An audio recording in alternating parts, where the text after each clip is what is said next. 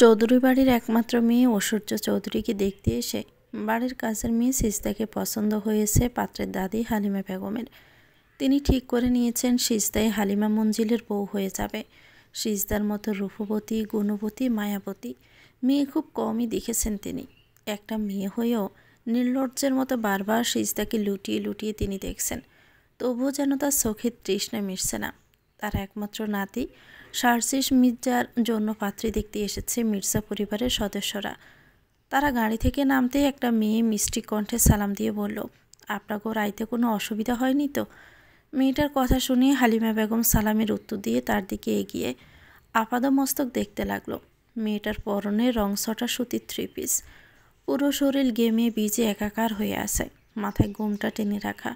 মেয়েটার মুখের দিকে তাকাতেই কথা বলতেই বলে যান হালিমা বেগম, মনে হচ্ছে সে কোনো মানুষ না, পরীর সামনে দাঁড়িয়ে রয়েছে।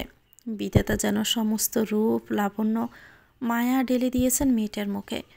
ডাগর ডাগর অধিক বড় বড় পাপড়ি বিশিষ্ট চোখ, সরু নাক, পাতলা গোলাপি ঠোঁট। মেয়েটার চোখ দুটো দেখে পরিচিত মনে হয় হালিমা বেগমের। মনে হয় যেন এ মায়াবী চোখ দুটো আগেও কোথাও দেখেছে। তার বড্ড ইচ্ছে হয় মেয়েটার চোখের পাপড়িগুলো ছুঁয়ে দেখতে, এগুলো কি আসল নাকি নকল। তিনি তার ইচ্ছেকে দমিয়ে রেখে বললেন, কি নাম তোমার? সিজদা। বাহ, তোমার নাম যেমন মিষ্টি, দেখতে তুমিও অনেক বেশি মিষ্টি। প্রত্যুত্তরে সিজদা মিষ্টি হাসি উপহার দিয়ে বলল, থ্যাংক ইউ ম্যাডাম, আপনারা ভিতরে আসেন। হ্যাঁ যাচ্ছি বলে হালিমা বেগম ড্রাইভারকে বলল, রতন, সব মিষ্টির প্যাকেটগুলো ভিতরে নিয়ে চলো। রতন গাড়ির দিক থেকে প্যাকেটগুলো বের করতেই সিজদা এগিয়ে গিয়ে রতনের হাত থেকে প্যাকেটগুলো নিয়ে বলল, এগুলো আমার কাছে দেন চাচা, আপনি কষ্ট করে গাড়ি লয়ে আইছেন, এখন একটু দম লন। সিজদার সরলতা দেখে মুগ্ধ হন হালিমা বেগম। তারা ভিতরে প্রবেশ করতেই তাদেরকে সাদরে গ্রহণ করেন বিথি চৌধুরী। তাদের আদর আপ্যায়নে বিন্দু মাত্র ত্রুটি রাখেননি তিনি কোনো মতে সম্বন্ধ হাতছাড়া করতে চান না। তার স্বামীর বাল্যকালের বন্ধু ফারুক মির্জা, তাদের দুজনেরই বন্ধুত্ব আরও মজবুত করতে দুই বন্ধুর সম্মতিতে কনে দেখার আয়োজন করা হয়। বিথি চৌধুরী তার স্বামীর মুখে শুনেছেন ছেলে একজন কার্ডিওলজিস্ট, দেখতে পুরোই হিরোদের মতো, ইয়াং জেনারেশনের মেয়েদের ক্রাশ, আবার তাদের মতো মস্ত বড় ক্যাটারিংয়ের ব্যবসা। এত ভালো পরিবার যাতে হাতছাড়া না হয়, এই জন্য বিথি চৌধুরী নামকরা বিউটিশিয়ান বাড়িতে নিয়ে এসেছেন মেয়েকে সাজানোর জন্য। নাস্তার পর্ব শেষ হলে ঐশ্বর্যকে পাত্রপক্ষের সামনে নিয়ে আসা হয়। ঐশ্বর্য সবাইকে সালাম দেওয়ার পরিবর্তে হ্যালো গাইস বলে সম্বোধন করে। কণ্ঠটা পরিচিত মনে হয় হালিমা বেগমের, কিন্তু মুখে ভারী মেকআপের জন্য ঠিক চিনতে পারেননি তিনি একাধারে ঐশ্বর্যর মুখের দিকে তাকিয়ে থাকে কিছুক্ষণ। মিনিট দুয়েক অতিবাহিত হওয়ার পর ঐশ্বর্যকে চিনতে অসুবিধা হয় না তার। হালিমা বেগম একজন অ্যাডভোকেট, প্রতিনিয়ত কোর্টে যাওয়া আসা তার। কিছুদিন আগে কোর্ট থেকে বেরিয়ে গাড়িতে সমস্যা হওয়ার জন্য রিক্সা করে বাড়ি ফিরছিলেন। রাস্তায় ফেলে রাখা ইটের সাথে ধাক্কা লেগে রিক্সাওয়ালা ব্যালেন্স হারিয়ে ফেলার দরুন তার রিক্সা গিয়ে একটা সাদা রঙের গাড়ির সাথে লেগে যায়। রিক্সাওয়ালা কিছু বুঝে ওঠার আগেই গাড়ি থেকে অর্ধনগ্ন ড্রেস পরা একটা মেয়ে বেরিয়ে এসে তার গালে থাপ্পড় মেরে দিয়ে বলেন, তোর কপালে চোখ নাই? দিলি তো আমার গাড়িটা নোংরা করে। তুই জানিস আমার গাড়ির দাম কত? অবশ্য তোর মতো ছোট লোকের বাচ্চাদের এসব গাড়ির দাম জানার কথাও নয়। দুঃখিত ম্যাডাম, আমার ভুল হয়ে গেছে, আমি এক্ষুনি আপনার গাড়ি পরিষ্কার করে দিচ্ছি। তোর নোংরা হাত দিয়ে আমার গাড়ি স্পর্শ করবি না ছোট লোকের বাচ্চা, তোর নোংরা হাতের স্পর্শে আমার গাড়িও নোংরা হয়ে যাবে। হতে পারেন আপনারা বড় লোক, তাই বলে কি বারবার ছোট লোকে বাচ্চা বলে অপমান করার কোনো অধিকার আপনার নেই। ব্যবহারে মানুষের বংশের পরিচয় পাওয়া যায়। আপনার ব্যবহারে বলে দিচ্ছে আপনার পরিবার আপনাকে শিক্ষা দিতে পারেনি। যত বড় মুখ নয় তত বড় কথা। রাস্তার বিক্রি হয়ে তুই আমার মুখের উপর তর্ক করিস না, তো সাহস তো কম নয় বলে থাপ্পড় দেওয়ার জন্য হাত উঠাতেই হালিমা বেগম রিক্সা থেকে নেমে ঐশ্বর্যের হাত ধরে বলেন, এটা কোন ধরনের অসভ্যতা? মানুষ মাত্রই তো ভুল করে, ছেলেটা তো বলেছে সে ভুল করেছে, তারপরও তুমি তাকে যা নয় ইচ্ছে তাই বলে অপমান করছো, তার গায়ে হাত তুলছো, এটা কিন্তু অন্যায়। ঐশ্বর্য তৎক্ষণাৎ হাত ছাড়িয়ে নিয়ে বলল, তুই চুপ থাক বুড়ি, এক ঠ্যাং কবরে চলে গেছে, কোথায় এখন ঘরে বসে তসবি গুনবি তা নয়, আমাকে ন্যায় অন্যায় শিখাতে আসছিস। যত সব থার্ড ক্লাস লোকজন, কোথা থেকে যা আসে এসব লোকজন উঠে কে বা জানে। হালিমা বেগম কিছু বলতে যাবেন, তার আগে কোথা থেকে যেন সে ডিলে ডালা কালো বোরকা পরা একটা মেয়ে এসে বলল, আপনি শান্ত হন আপামনি, আমি গাড়ি পরিষ্কার করে দিচ্ছি। বলে মেয়েটা নিজের বোরকা দিয়ে গাড়ি পরিষ্কার করে রিক্সাওয়ালার কাছে হাত জোড় করে বলল, আপামনির হয়ে আমি আপনার কাছে ক্ষমা চাইছি, আপনি দয়া করে কিছু মনে করবেন না। আসলে আপামনি একটু রাগী, হুটহাট রাগ হইয়া যায় তার। আপনি আপামনিরে ক্ষমা কইরা দিবেন চাচা, আপামনি তো আপনার মাইয়ার বয়সী। হালিমা বেগম মেয়েটাকে দেখে তার দিকে এগিয়ে আসতে মেয়েটা গাড়িতে উঠে যায়। চোখের পলকে ছুটে চলে যায় গাড়ি। পুরনো কথা মনে পড়তে হালিমা বেগমের কাছে সবটা স্বচ্ছ কাচের মতো পরিষ্কার হয়ে যায়। সেই দিনে সে বোরকা পরা মেয়েটা আর কেউ নয়, বরং সিজদা। এই জন্যই তো সিজদার চোখ দেখে তার পরিচিত মনে হয়েছিল। ঐশ্বর্য এখনও হালিমা বেগমকে দেখেনি, তার দৃষ্টি মেঝেতে নিবদ্ধ রয়েছে, যেন তার মতো ভদ্র কোনো মেয়ে এই দুনিয়াতে আর দুটো নেই। বিথি চৌধুরী মেয়ের নাটক দেখে মনে মনে হেসে ঐশ্বর্যর কাঁধে হাত রেখে বলল, আমার মেয়ের ব্যাপারে কি আর বলবো, সবটাই তো নিজ চোখে দেখেছেন আপনারা। আমার মেয়ে কোনো অংশেই কম নয়, রূপে গুণে সব কিছুতেই 100-100। এই যে সব খাবার দেখেছেন, সব কিছুই আমার মেয়ে নিজ হাতে রান্না করেছে। আপনাদের ক্যাটারিংয়ের ব্যবসা, সেইখানে বাড়ির বউ রান্না না জানলে হয় বলুন? তাই তো মেয়েটা সকাল থেকে আপনাদের জন্য রান্না বান্না করেছে। আমি আর তার রান্নার কাজে সাহায্য করতে গেলে আমাকেই কিচেন থেকে বের করে দিয়ে নিজেই সব কিছু রান্নাবান্না করে ফেলেছে। তাছাড়া আমার মেয়ে অনেক ব্রিলিয়ান্ট স্টুডেন্ট, ক্লাস 5-এ বৃত্তি পেয়েছে, 8-এ বৃত্তি পেয়েছে, এসএসসিতে গোল্ডেন প্লাস পেয়েছে, ইন্টারেও ফার্স্ট ক্লাস ফার্স্ট হয়েছে। অনেক গুণী আমার মেয়ে, সাদের খুঁত থাকলেও আমার মেয়ের কোনো খুঁত পাবেন না। আপনাদের থেকেও অনেক ভালো ভালো ঘর থেকে আমার মেয়ের জন্য বিয়ের সম্বন্ধে এসেছিল, কিন্তু আমার স্বামীর অনেক ইচ্ছা তার বন্ধুত্বকে ব্যয়ের সম্পর্কে রূপান্তর করা। এজন্যই সবাইকে রিজেক্ট করে দিয়েছি আমি। আমার কাছে টাকা থেকেও সম্পর্কের মূল্য অনেক বেশি। মির্জা পরিবারের সবারই ঐশ্বর্যকে পছন্দ হয়। ফারুক মির্জা হালিমা বেগমের হাতে গহনার বক্স দিয়ে বললেন, আমি বলছিলাম না আম্মা, আপনার নাতির জন্য আমি হীরের মতো দামি রত্ন খুঁজে পেয়েছি। নিজের চোখেই তো দেখলেন ঐশ্বর্য মাকে। সবার মতো আপনারও নিশ্চয়ই ঐশ্বর্যকে পছন্দ হয়েছে। পছন্দ হলে আর দেরি করবেন না, ঐশ্বর্য মাকে গহনাগুলো পরিয়ে দোয়া করে দিন, সাথে বিয়ের দিনক্ষণও পাকা করে যাওয়াই ভালো। হালিমা বেগম তার কথার কোনো প্রত্যুত্তর না করে সোজা কিচেনে চলে আসেন। কিচেনে সিজদা এঁটো বাসন পরিষ্কার করছে। তার পাশ থেকে বাড়ির হেল্পিং হ্যান্ড সালেহা বেগম বলছেন, বড় ম্যাডাম ছোটো ম্যাডাম দোনোটাই আস্ত একটা নাটকবাজ। সকাল থেকে কষ্ট করে এতগুলো রান্না তুই নিজে হাতে করলি, অথচ ম্যাডাম কত সুন্দর করে সাজিয়ে গুছিয়ে মিথ্যে কথা কইয়া দিল তার মাইয়া নাকি এতগুলো রান্না করছে। যে মাইয়ার জগ থেকে পানি ঢেলে খায় না, সেই মাইয়া নাকি এতগুলো মানুষের খাওন রান্দা খাওয়াইব। মাইয়ার সাজগোজ করতে করতেই তো দিন পার হইয়া যায়। আর মাইয়ার মুখের যে ভাষা, যে ব্যবহার, মানুষ মানুষের লগে কখনো এমন আচরণ করেও না। পোলার পক্ষে লোকগুলানো অনেক ভালা। এমন একটা পরিবারে যদি তোর বিয়ে হতো রে, অনেক ভালো হতো রে মা। তারা ভালো একটা বউ পাইতো, তুইও ভালো একটা পরিবার পাইতি। বাদ দাও তো সালেহা খালা, কোথায় আপামনি আর কোথায় আমি? সে এই বাড়ির মালিক আর আমি এই বাড়ির কাজের লোক। তার সাথে কি আমার তুলনা চলে কও? সে সব দিক থেকেই তো ভালা, আর আমার কি আছে কও? হয়তো আমার মায়ে সুন্দর আছিল, তার লাগে আমি একটু সুন্দর হয়েছি। তাছাড়া আমার আর কোনো যোগ্যতা নাই। সুন্দর দুইয়া কি আর মানুষ পানি খাইব খালা? মানুষ দেখে তার পড়ালেখা, তার যোগ্যতা, তার পরিবার। যা ছিটেপটেও তো আমার মাঝে নেই। এসব কিছু না থাকলেও তো সুন্দর একখান মন আছে, যা অন্য কারণেই। তোমারে কইছে।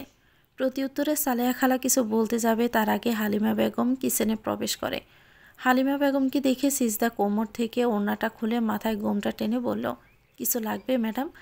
হালিমা বেগম কিছু বললেন না, বরং সিজদার হাত ধরে টানতে টানতে ড্রয়িং রুমে সবার সামনে নিয়ে এসে বলল, আমি ঐশ্বর্যকে না, বরং সিজদাকে আমার নাতি সার্জিস মির্জার বউ করতে চাই। সিজদাই আমার সার্জিসের বউ হয়ে হালিমা মঞ্জিলে পা রাখবে। কথাটা কর্ণকুহরে প্রবেশ করতে চমকে ওঠে সিজদা। তার হাত পা অনবরত কাঁপতে থাকে, কপালে বিন্দু বিন্দু ঘামের সৃষ্টি হয়। সিজদা সন্তপনে কপালের ঘাম মোছে। বিথি চৌধুরীর দিকে তাকিয়ে দেখে তিনি তার দিকে রক্তচক্ষু নিয়ে তাকিয়ে আছেন, যা দেখে কেঁপে ওঠে সিজদার জীর্ণ শীর্ণ বুক। সিজদা জানে আজকে তার কপালে শনি আছে। বিথি চৌধুরী বারবার বলেছিল সে যেন কোনোভাবেই পাত্রপক্ষের সামনে না যায়। সেই সব ভেবেছিল এতে ভালোই হবে, এই সুযোগে সে কিছু সময় ঘুমিয়ে নিতে পারবে। তাই তো সিজদা তাড়াতাড়ি সব কাজকর্ম শেষ করে ঘুমাতে এসেছিল। তখনই ঐশ্বর্য এসে সিজদাকে বলল, বাহ, বাড়িতে এত কাজকর্ম রয়েছে আর তুই কিনা এখানে আরাম করে ঘুমাচ্ছিস? কোনো কাজ কাম বাকি নাই আপামনি, আমি সব কাজ কইরাই আইছি। ম্যাডাম কইছে আমি যেন পোলাপক্ষের লোকদের সামনে না যাই। সেই সকাল থেকে কাজ করতে করতে শরীরটা আর চলতেছে না, তার লাগে ভাবলাম একটু দু চোখ বন্ধ করে পড়ে থাকি, তাহলে ভাল লাগবো। আমি তো এত ইতিহাস জানতে চাইনি, তোকে আমার একটা কাজ করে দিতে হবে। কী কাজ আপামনি? কর না, আমি করে দিতেছি। মম সব কথা আমার সাথে শেয়ার করে, কিন্তু বিয়ের ব্যাপারে সবটা বলতে চাচ্ছে না। বলছে যে এটা সারপ্রাইজ থাকবে। আরে বাবা, যার সাথে সংসার করব তার নামটা পর্যন্ত এখনও জানি না, শুধু জেনেছি ছেলে দেখতে অনেক হ্যান্ডসাম চকলেট বয়। আমার আর তো তর্স হইছে না রে। বাহিরে পাত্রপক্ষ এসে গিয়েছে, ছেলেও নিশ্চয়ই এসেছে। তুই আমার ফোনটা নিয়ে একটা ছবি তুলিয়ে এনে দে প্লিজ সিজদা, প্লিজ। ঐশ্বর্যের আকুতি মিনতি দেখে সিজদা মনে মনে বলল, আপামনি, আপনি এত ভালো করে আমার লগে কথা কইতেছেন, আমার তো বিশ্বাসই হইতেছে না। সিজদা থেকে রেসপন্স না পেয়ে ঐশ্বর্য সিজদার কাঁধে হাত রেখে বলল, কিরে, এত কি ভাবছিস? ম্যাডাম যে পোলাপক্ষের লোকদের সামনে যাইতে না করছে। আরে কিছু হবে না, তুই যা, মমকে আমি ঠিক ম্যানেজ করে নিব। আচ্ছা ঠিক আছে, বলে সিজদা ফোন নিয়ে বেরিয়ে যায়। কিন্তু বাহিরে গিয়ে জানতে পারে পাত্র আসেনি, তার পরিবারের সদস্যরা এসেছে। সিজদা কি মনে করে মাথায় গোমটা টেনে গাড়ি থেকে এগিয়ে গিয়ে তাদের সাথে মত বিনিময় করে, আর সেটাই ছিল তার সবচেয়ে বড় ভুল। এই ভুলের মাসুল স্বরূপ সিজদাকে হয়তো তার শেষ আশ্রয়স্থলটুকু হারাতে হবে। ভাবতেই সিজদার অশ্রুসিক্ত হয়ে ওঠে। হালিমা বেগম সিজদাকে নিয়ে ঐশ্বর্যের পাশে বসিয়ে দেন। ঐশ্বর্য রাগে গজগজ করতে করতে সোফা ছেড়ে উঠে এসে বিথি চৌধুরীকে জড়িয়ে ধরে বলে, এসব কি হচ্ছে ma'am? Please don't Cry baby, এখানে ভুলটা তোমার হয়েছে। আমি তো ওই মেয়েটাকে পাত্রপক্ষের সামনে যেতে বারণ করেছিলাম, তুমি তো ওকে পাঠিয়েছো তাদের সামনে। আমি গিয়ে জানতাম নাকি তাদের রুচি এত নিচে হবে? তারা আমার মতো সুন্দরী স্মার্ট এডুকেটেড মেয়ে রেখে যে কাজের মেয়েকে পছন্দ করবে, এটা তো আমি ভাবতেও পারিনি মম। আমি ঠিক এই ভয়টাই পাচ্ছিলাম বেবি। আমরা না মানলেও এটা সত্যি যে সিজদা রূপবতী, গুণবতী, মায়াবতী মেয়ে, যে কেউ ওকে দেখলে পছন্দ করবে। এজন্যই আমি ওকে একটা রং ছটা সুতির 3 পিস পরতে দিয়েছিলাম, চুলে তেল দিতে বলেছিলাম, যাতে করে ওকে দেখতে বিশ্রী লাগে। বা এনি চান্স পাত্রপক্ষের কেউ দেখলেও যাতে ওকে পছন্দ না করে। কিন্তু কি লাভ হলো? সব প্ল্যান তো বেচতে গেল। এখন যদি তারা কোনোভাবেই জানতে পারে সব রান্না সিজদা করেছে, তাহলে তো আরও বড় কেলেঙ্কারি হয়ে যাবে। তুমিও না মম একটু বেশি বেশি করো, কি দরকার ছিল এত বাড়িয়ে কথা বলার? আমি কোনো ক্লাসে বৃত্তি পেয়েছি নাকি মম? আমি তো কোনো মতো টেনে টুনে পাস করেছি। তুমি আমার প্রশংসা করতে গিয়ে উল্টাপাল্টা যায় নয় তাই বলে দিয়েছো মম। ইন্টারে কেউ ফার্স্ট ক্লাস পাস্ট কীভাবে হয় মম? আমি এত কিছু জানি নাকি? আমি নিজেই তো এসএসসি ফেল। বিয়ের আগে তোমার পাপাকে মিথ্যে বলেছিলাম যে আমি গ্র্যাজুয়েশন কমপ্লিট করেছি। এখন কি হবে মম? আমার জায়গায় ওই কাজের মেয়েটা হালিমা মঞ্জিলের বউ হয়ে যাবে। ডোন্ট প্যানিক বেবি, আমি দেখছি কি করা যায়। কিছুই হবে না মম। কিছুদিন আগে রাস্তায় ওই বুড়িটার সাথে আমার ঝামেলা হয়েছিল।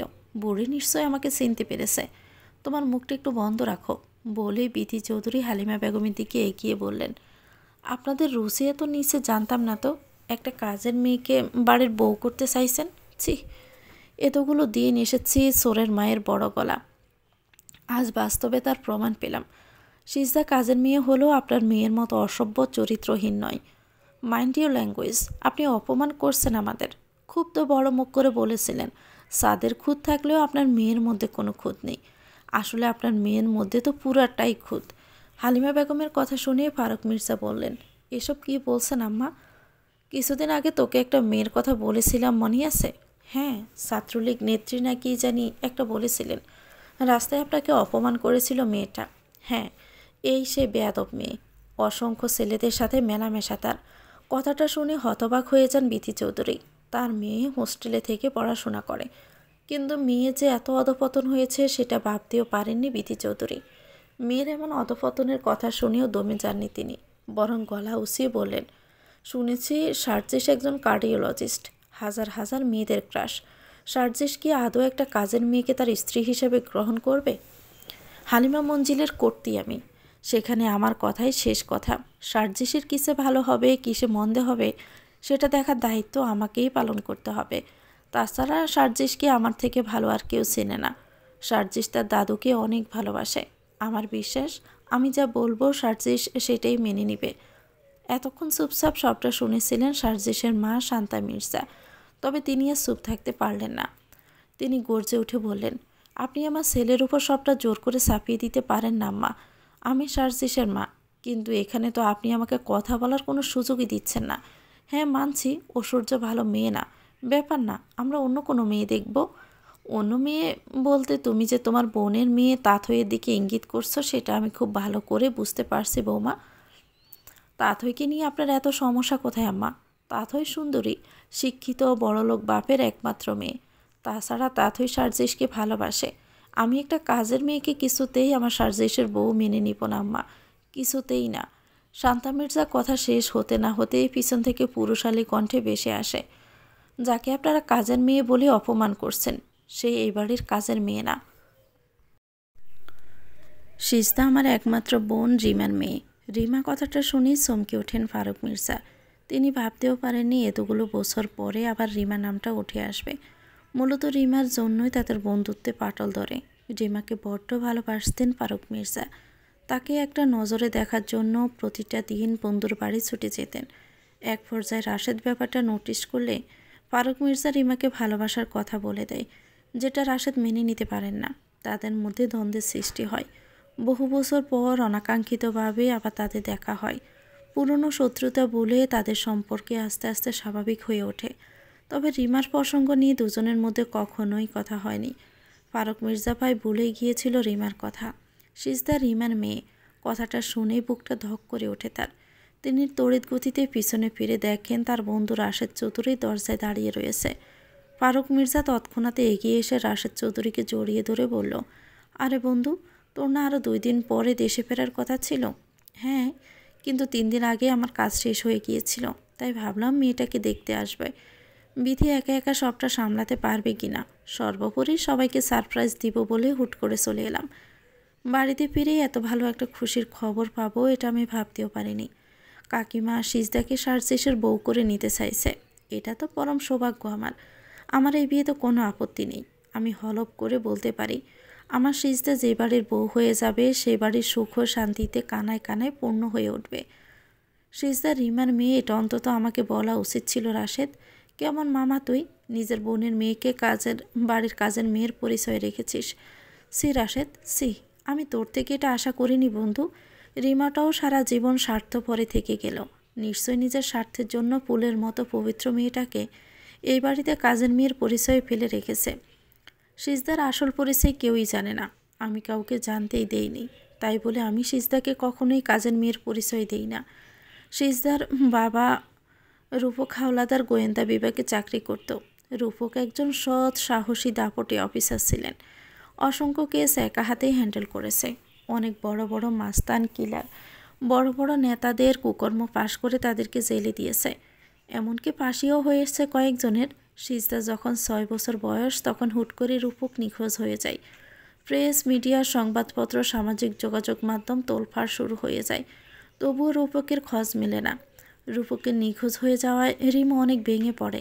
দিন দিন অসুস্থতা বাড়তে থাকে। কয়েক বছর পর শোনা যায় যে জঙ্গলে মাটি খুঁড়ে একটা লাশ পাওয়া গিয়েছে। সেখানে রূপকের ব্যাজ, গড়ি, বন্দুক, আইডি কার্ড সব পাওয়া গেছে। এটা শোনার পর থেকে রিমার মানসিক অবস্থা খারাপ হয়ে যায়। রিমার শ্বশুর শাশুড়ি বাধ্য হয়ে রিমাকে মানসিক হাসপাতালে অ্যাডমিট করে। সেখানেও রিমার উপর হামলা হয়। সিজদারও লাইফ রিস্ক ছিল। সিজদার জীবনের ঝুঁকি দেখে আমি সিজদাকে আমার কাছে নিয়ে আসি, কিন্তু কাউকে সিজদার আসল পরিচয় জানতে দেইনি। কিন্তু আমার স্ত্রী সিজদার আসল পরিচয় কীভাবে জানি জেনে যায়। বিধি আমাকে এটা নিয়ে বলে যে সে সিজদাকে যেভাবে রাখতে চায় আমি যদি সেভাবে রাখতে না দেই তাহলে বিধি সবার সামনে সিজদার আসল পরিচয় তুলে ধরবে। আমি বাধ্য হয়ে সবটা মেনে নেই। আমার খুব ইচ্ছে ছিল সিজদাকে পড়ালেখা শিখিয়ে অনেক বড় করব, কিন্তু আমি পারিনি। আমি একজন ব্যর্থ মামা বলে কান্নায় ভেঙে পড়েন রাশেদ চৌধুরী।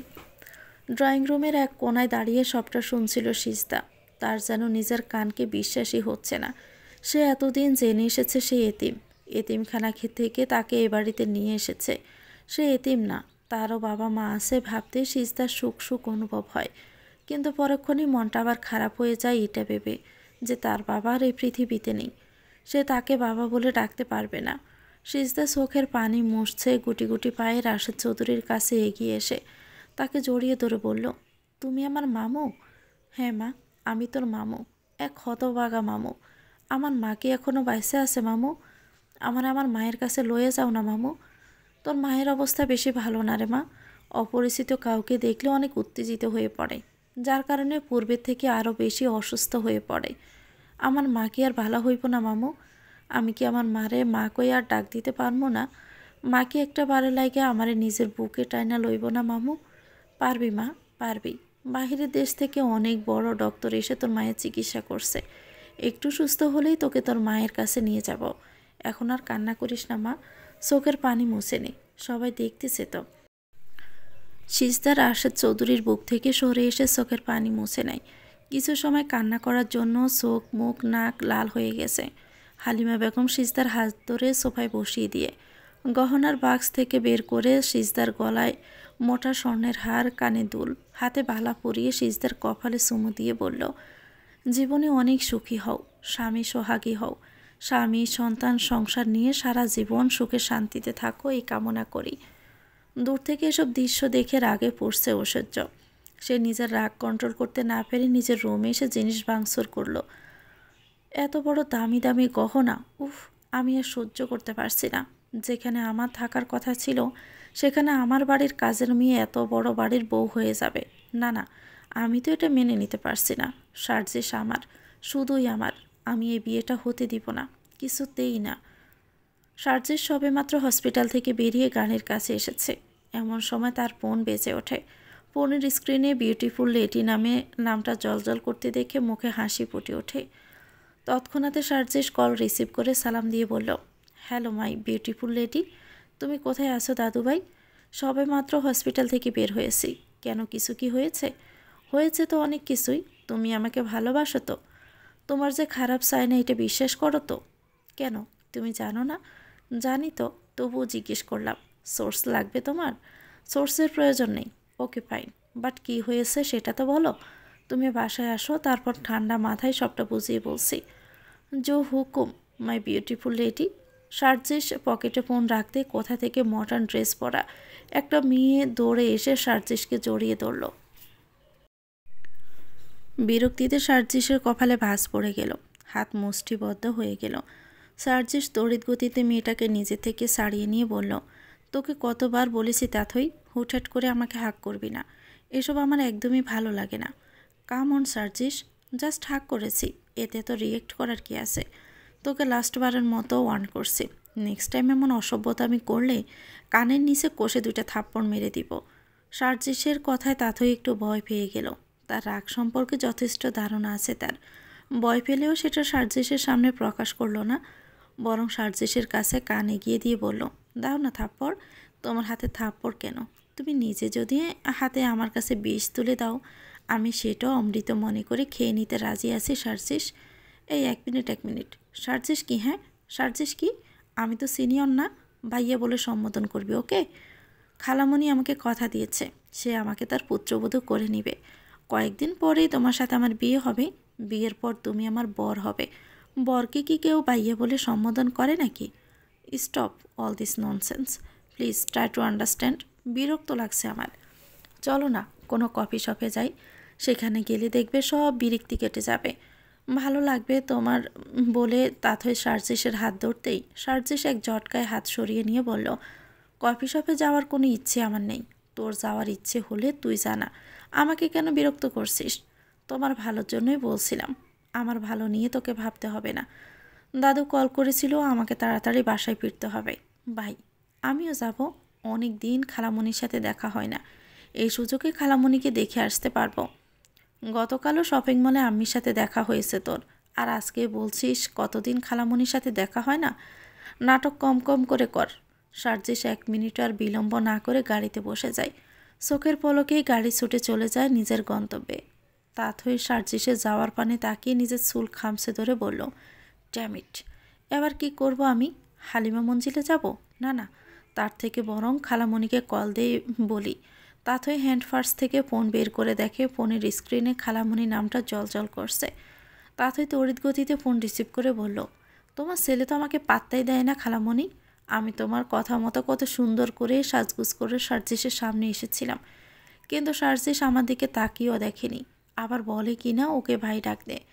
তোমাকে দিয়ে কিছুই হবে না তাথই। তোমাকে বলেছিলাম একটু একটু করে সার্জিসের মনে নিজের জায়গা তৈরি করে নিতে, কিন্তু একটা কাজও তুমি ঠিক করে করতে পারো না। এবার আমার আর কিছু করার নেই, সবটা আমার হাতের বাহিরে চলে গিয়েছে। কেন, কি হয়েছে? সার্জিসের বিয়ে ঠিক হয়ে গিয়েছে। হোয়াট? সার্জিসের বিয়ে ঠিক হয়ে গিয়েছে? আর তুমি সেটা দাঁড়িয়ে দাঁড়িয়ে দেখলে, কিছু বললে না? তুমি হয়তো ভুলে গিয়েছ আমি সার্জিসের আপন মা না, সার্জিসের দ্বিতীয় মা। দ্বিতীয় মায়ের জায়গা থেকে আমার যতটা চেষ্টা করার আমি করেছিলাম। তাছাড়া সার্জিস আমাকে খুব একটা পছন্দ করেও না। এজন্যই তোমাকে বলেছিলাম তুমি সার্জিসের মনে জায়গা করে নাও, কিন্তু তুমি তো পারলে না। একটা কাজ করলে হয় না খালামণি? কী কাজ? সার্জিসের সাথে যে মেয়ের বিয়ে ঠিক হয়েছে তাকে রাস্তা থেকে সরিয়ে দেই, তাহলে তো আমাদের পথ একদম ক্লিয়ার। তাথইয়ের কথা শুনে শান্তা মির্জার চোখের সামনে সিজদার মায়াবী মুখখানি বেশি ওঠে। এমন মায়াবী শান্ত মেয়েটার ক্ষতির কথা ভাবতে বুক কেঁপে উঠল। শান্তা মির্জা কর্কশ কণ্ঠে বলল, পাগল হয়ে গিয়েছো তুমি? সরি খালামণি, আসলে আমার মাথা ঠিক নেই, কি না কি বলে ফেলেছি। তুমি কিছু মনে করো না, রাখছি আমি। ভাই। ওকে ভাই, বলে শান্তা মির্জা ফোন রেখে দিয়ে মনে মনে বলল, সিজদা মেয়েটা দেখতে যেমন মিষ্টি তেমনি ব্যবহারও মিষ্টি। সার্জিসের বউ হয়ে এলে মন্দ হবে না, দুজনকে খুব ভালোই মানাবে। কিন্তু সমস্যা হলো মেয়েটা গাইয়া অশিক্ষিত। সার্জিস কি আদৌ এই বিয়েটা করতে রাজি হবে? আল্লাহ তাআলা আমার দোয়া কবুল করেছে সিজদা। আমি রোজ নামাজ পড়ে দোয়া করতাম, আল্লাহ যেন তোরকে একটু সুখের মুখ দেখায়। এত বড় একজন অফিসারের মাইয়া হইয়াও জীবনে তুই কত অপমান অবহেলা ছাড়া কিছুই পাসনি। বড় ম্যাডাম নিজের মাইয়ারে বড় বড় স্কুলে পড়াইছে, অথচ তোরে কাজার মাইয়ার হালে এই বাড়ির এক কোণে ফালাই রাখছে। তারা বড় বড় দোকানে গিয়ে খাবার গিলছে, আর তোরে বাসি খাবার খাইতে দিছে। তারা দামি দামি পোশাক পরছে, তোরে তাদের পরা কাপড় পরতে দিছে। ভাইজানের কথা আর কী কমো, তার তো নিজের ব্যবসার কাজে বেশিরভাগ সময় বাহিরেই থাকা লাগে। তার তো করার কিছু ছিল না। তবে এখন তোর কষ্টের দিন শেষ রে মা। কত বড় বাড়িতে তোর বিয়ে হইব, তুই সুখে শান্তিতে সংসার করবি। এবার আমি মরে গেলেও শান্তি পাবো রে মা। সালেহা বেগম কথা শুনিয়ে সিজদা তাকে জড়িয়ে ধরে বলল, এভাবে কোনো কথা কইতেছ কে খালা? আমার মাথার চুল সমান আয়ু হোক তোমার। তুমি আমার দ্বিতীয় মা। আমি মায়ের ভালোবাসা পাইনি, কিন্তু তোমার ভালোবাসা পাইছি। তোমার থেকে তোমার মুখের বাসা শিখছি। আমার তোমার বাসায় কথা কইতেই বেশি ভালো লাগে খালা। কিন্তু এখন তো আর এমন করে কথা কন যাইব না, এখন তোর স্মার্ট হইতে হইব। আমার কি মনে হচ্ছে জানো খালা? কি? এই বিয়েটা হইব না। একজন শিক্ষিত বড়লোক পোলা কেন আমার মতো অশিক্ষিত কাজের মাইয়ার বিয়ে করব? এতক্ষণে দরজার বাহিরে দাঁড়িয়ে সবটা শুনেছিল ঐশ্বর্য। সিজদার কথা শুনে ঐশ্বর্য মুচকি হাসি হেসে বলল, তুই ঠিকই ভাবছিস সিজদা, তোর যে বিয়েটা হবে না করা।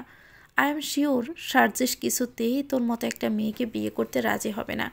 বাই এনি চান্স সার্জিস যদি এই বিয়েতে রাজিও হয়ে যায়, তাহলে বিয়ের আসরে তোর জায়গায় পাত্রী হয়ে বসে থাকবো আমি। কিন্তু এসব করতে গেলে আগে তোর একটা ব্যবস্থা করতে হবে। রূপক হাওলাদার মানে তোর বাবা, যাদেরকে জেলে দিয়েছে, যাদের ফাঁসি দিয়েছে, তাদের ফ্যামিলির লোকদের মনে হয় নিশ্চয়ই এখনও প্রতিশোধের আগুন জ্বলছে। বাবা তো বলেছিল গুন্ডা মাস্তানদের হাত থেকে বাঁচাতেই সিজদাকে আমাদের বাড়িতে নিয়ে এসেছে। আমি একবার যদি তাদের ব্যাপারে জানতে পারতাম, তাহলে আমার পথের কাঁটা দূর হয়ে যেত। এতে সাপও মরতো না, লাঠিও ভাঙতো না। চোখের সামনেই আমার রাজকুমার রাজত্ব অন্য কেউ ছিনিয়ে নিয়ে যাবে, এটা তো আমি কিছুতেই হতে দিব না।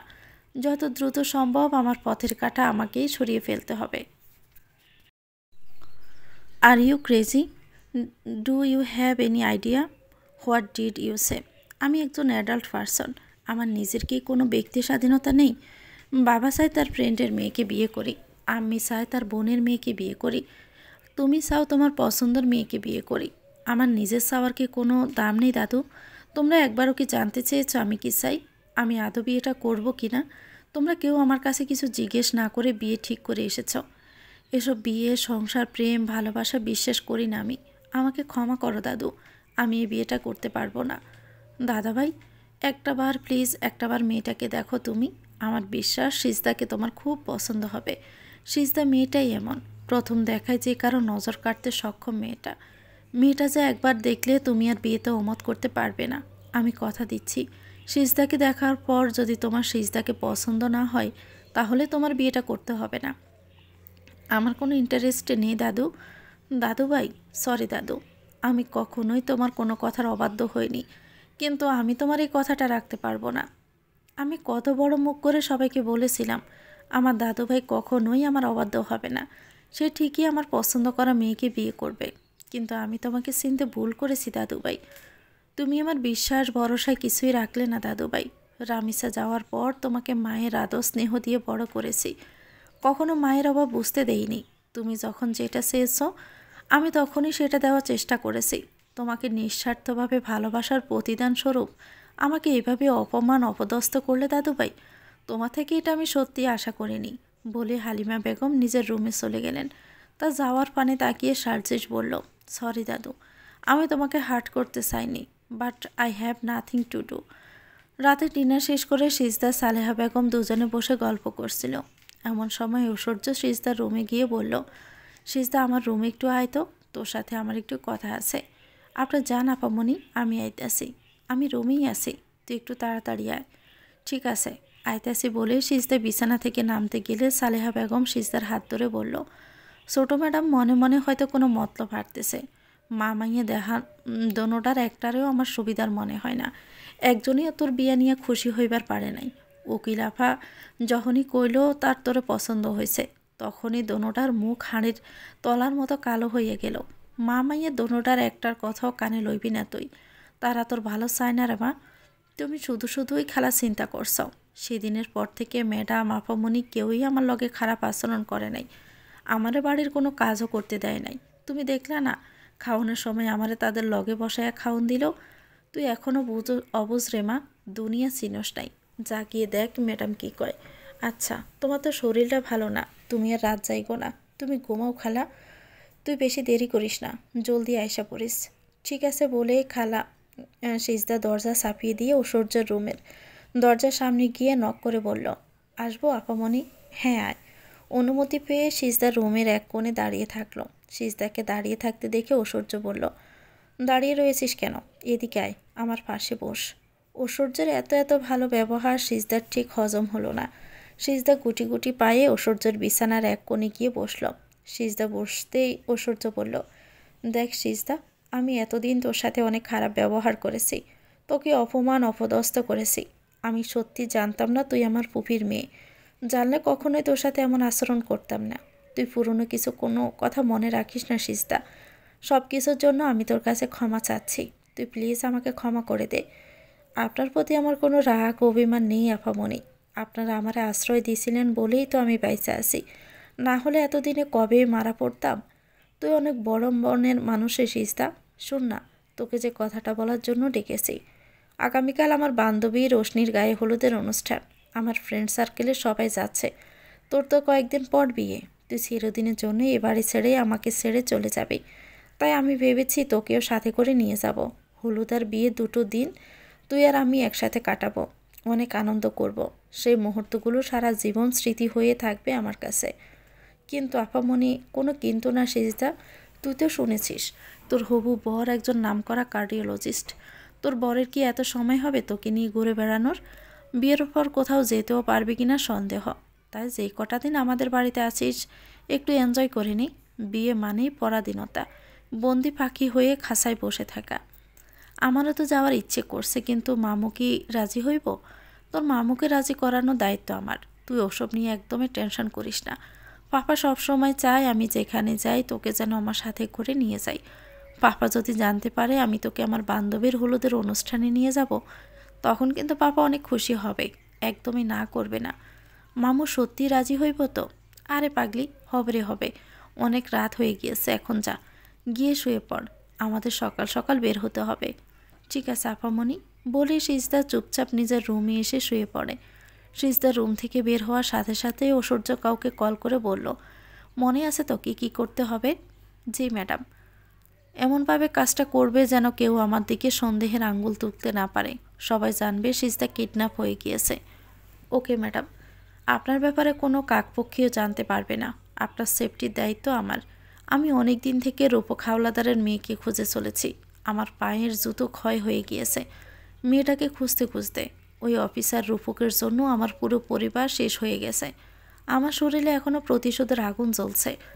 রূপক যেমন আমার পরিবারকে শেষ করে দিয়েছে, ঠিক তেমনিও আমি ওর পরিবার শেষ করে দিব। রক্তের বদলা রক্ত দিয়ে নিব আমি। তাকে বাঁচিয়ে রাখবে নাকি মেরে ফেলবে সেটা তোমাদের ব্যাপার। আমার কাজ শুধু মেয়েটাকে তোমাদের হাতে তুলে দেওয়া, ব্যাস। এর পরেরটা তোমরা নিজেরা বুঝে নিবে। তবে একটা কথা ভালো করে মাথায় ঢুকিয়ে নাও, বাই এনি চান্স যদি আমি ফেসে যাই তাহলে তোমাদের একটাও অস্তিত্ব খুঁজে পাওয়া যাবে না। Mind it. বলে ঐশ্বর্য ফোন রেখে দিয়ে অট্ট হাসিতে পেটে পড়ে বলল, শুধুমাত্র আর কয়েকটা ঘন্টা, এরপর সিজদার চ্যাপ্টার ক্লোজ হয়ে যাবে আর আমি সার্জিসের বউ হয়ে যাব, শুধুই সার্জিসের। ফজরের আজানের মিষ্টি দৌড় নিয়ে কর্ণকুহুরে প্রবেশ করতে ঘুম ভেঙে যায় সিজদার। সিজদা তড়িৎ গতিতে বিছানা ছেড়ে উঠে ওয়াশরুমে চলে যায়। প্রায় 10 মিনিট পর ওয়াশরুম থেকে বেরিয়ে দেখে সালেহা বেগম তখনও ঘুমিয়ে রয়েছে। সিজদা সালেহা বেগমকে ডেকে তুলে দিয়ে নিজে জায়নামাজ বিছিয়ে নামাজে দাঁড়িয়ে যায়। ফজরের নামাজ শেষে কিছুক্ষণ কোরআন তেলাওয়াত করার সিজদার রোজকার অভ্যাস। আজও তার ব্যতিক্রম হয়নি। কোরআন তেলাওয়াত শেষে জায়নামাজ গুছিয়ে রেখে রুম থেকে বের হওয়ার জন্য পা বাড়াতে সালেহা বেগম সিজদার হাত ধরে বলল, তুই বিয়েবাড়িতে যাস নে মা, আমার ভিতরটা কেমন জানি কুডাক ডাকতেছে। বারবার মনে হইতেছে তোর লগে খারাপ কিছু হইব।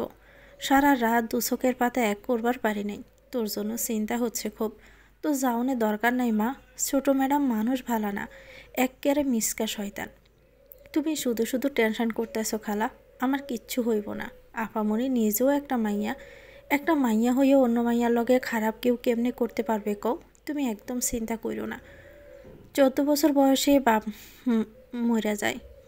বাপ যাওয়ার পর অনেক কষ্টে করে মা আমারে বিয়ে দেয়। তখন সংসারের কিচ্ছুই বুঝতাম না। দিন রাত শাশুড়ি ননদের দাঁত জারি সহ্য করতে হতো। স্বামী রোজ রাইতে যৌতুকের টাকার লাইগা গালাগাল করতো, মারত। তবুও মাটি কামড়ে পইড়াছিলাম। বছর ঘুরতে না ঘুরতেই আমি পোয়াতি হই।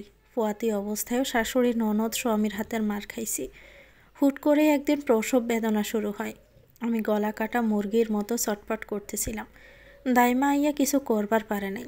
স্বামীরে কইছিলাম, সালেহার অবস্থা বেশি ভালো না, ওরে হাসপাতালে লইয়া যাও, না হলে বাচ্চা বাঁচাতে পারবে না। কেউ শুনে নাই সে কথা। আমি মরা মাইয়া জন্ম দেই।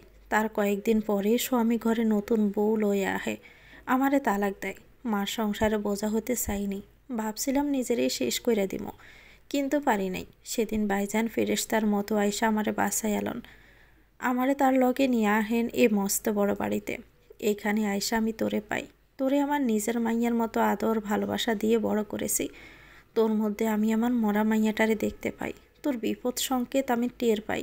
সালেহার কথা শুনে সিজদা তাকে জড়িয়ে ধরে বলল, আমার কিচ্ছু হইব না। তোমার ভালোবাসার জোর আমার কিছু হইতেই দিব না। তুমি চলো তো, অনেক বেলা হয়েছে। সব কাজকর্ম গোছানো হলে আমি তৈরি হব। আচ্ছা চল। বলে সালেহা সিজদা দুজনেই নিজেকে কাজে লেগে পড়ে। সালেহার হাতে হাতে সিজদা সব কিছু এগিয়ে গুছিয়ে দেয়। সব কাজকর্ম শেষ হতে না হতে ঐশ্বর্য সিজদাকে নিজের রুমে ডাকে। সিজদা ডাইনিং টেবিলে খাবার গুছিয়ে রেখে ওনায় হাত মুছতে মুছতে ঐশ্বর্য রুমে এসে নখ দিয়ে বলল, আপামনি ডাকতেছেন? ঐশ্বর্য তখন খাটের সাথে হেলান দিয়ে বসে ফোন স্ক্রল করছিল। সিজদাকে দেখে বিছানা ছেড়ে উঠে আলমারি থেকে কতগুলো শাড়ি বিছানার উপর রেখে বলল, হ্যাঁ আয়। আর শোন, এখান থেকে আমার রুমে আসতে গেলে আর নক করা লাগবে না। তোর যখন ইচ্ছে তখন চলে আসবি, নক করার কোনো প্রয়োজন নেই। ঠিক আছে আপামনি। আমরা যেহেতু বিয়ে বাড়িতে যাচ্ছি তাই সবাই মিলে প্ল্যান করেছি শাড়ি পরে যাব।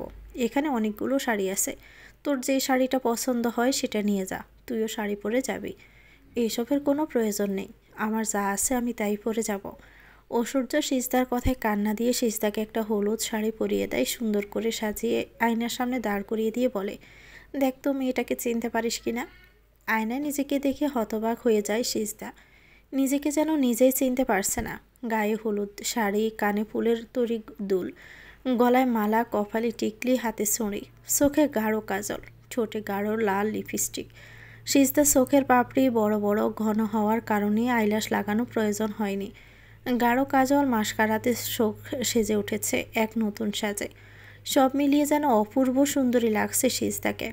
সিজদাকে দেখে ভিতরে ভিতরে হিংসে জ্বলে পড়ে ছারখার হয়ে যায় ঐশ্বর্য সেটা সিজদার সামনে প্রকাশ না করে বলল, ও মাই গড, কত সুন্দর লাগছে তোকে, মনে হচ্ছে তুই বিয়ের কনে।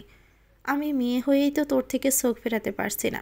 বাই এনি চান্স আর যদি সার্জিস তোকে দেখতে পেত না, আমি নিশ্চিত সার্জিস মারা পড়ত। সার্জিসের কথা শুনে সিজদা দুগাল লজ্জায় রক্তিম বর্ণ ধারণ করলো, যেটা চোখ এড়িয়ে যায় না ঐশ্বর্য মুচকি হেসে বলল, তোর সময় গনিয়ে এসেছে সিজদা, যত পারিস লজ্জা পেয়ে নে। আমি ঐশ্বর্য চৌধুরী, ছোটোবেলা থেকে যা চেয়েছি আমি তাই পেয়েছি, আর না পেলে সেটা ছিনিয়ে নিয়েছি বলে হাসতে লাগলো। হালিমা মঞ্জিলের প্রত্যেকটা সদস্যকে ড্রয়িং রুমে ডেকেছেন হালিমা বেগম। সবাই চলেও এসেছে, শুধুমাত্র সার্জিসের জন্য অপেক্ষা করছেন হালিমা বেগম। সার্জিস নামলেই তিনি তার কথা ব্যক্ত করবেন। কয়েক মিনিট অতিবাহিত হওয়ার পর সার্জিস নিচে আসে। সার্জিসকে দেখে হালিমা বেগম বলেন, তোমার কি 5 মিনিট সময় হবে? হ্যাঁ, বলো কি বলবে। তুমি কি সত্যি বিয়েটা করবে না? না দাদু, আমি ভেবে দেখেছি, নিজের ইচ্ছের বিরুদ্ধে বিয়েটা করলে শুধু শুধু 2টা জীবন নষ্ট হবে। আমি পুরুষ মানুষ, আমি চাইলেই বিয়েটা করে তাকে ভালো না লাগলে অন্য কাউকে বিয়ে করে নিতে পারবো, কিন্তু মেয়েটার যে জীবন নষ্ট হবে তার দায়ভার কে নেবে? যেহেতু আমি মেয়েটাকে গহনা পরিয়ে বিয়ের প্রতিশ্রুতি দিয়ে এসেছি, সেহেতু আমি চাইলেও এই বিয়েটা ভেঙে দিতে পারি না। তাই আমি সিদ্ধান্ত নিয়েছি সাইফানের সাথে সিজদার বিয়ে হবে। সাইফান কথাটা শুনে হতবাক হয়ে যায় উপস্থিত সকলে। সার্জিস অনেকটা কর্কশ কণ্ঠে বলল, সাইফান? হ্যাঁ, সাইফান। এ ব্যাপারে আমার রাশেদের সাথে কথা হয়েছে, সাইফানের সাথেও কথা হয়েছে। সাইফানের এই বিয়েতে কোনো আপত্তি নেই। যাকে আমি এতদিন তুচ্ছ তাচ্ছিল্য করেছি, যাকে কখনো নাতির পরিচয় দেয়নি, সেই ছেলেটা আজ আমার সম্মান রক্ষা করলো।